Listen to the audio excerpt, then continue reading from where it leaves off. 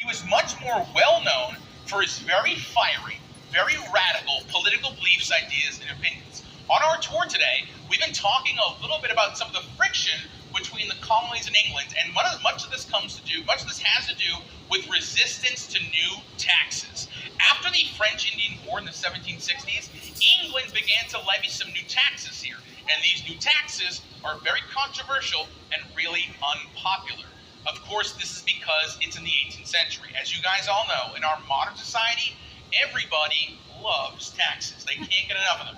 But back then, these taxes are very controversial, and there is violence here in Boston related to these taxes. And people would blame this violence, this controversy, on Samuel Adams. They would say that Samuel Adams, it's his speeches, his writings, his influence that make this place so volatile.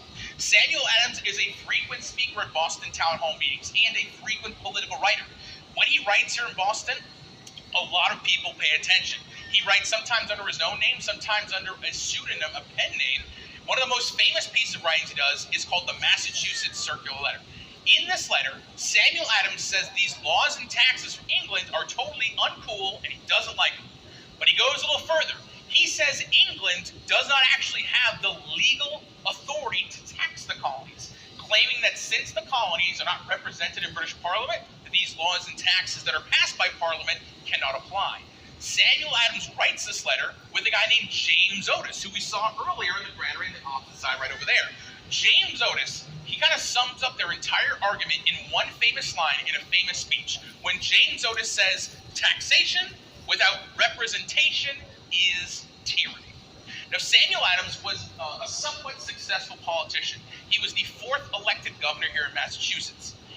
Much more well-known for his influential political ideas and writings and speeches here.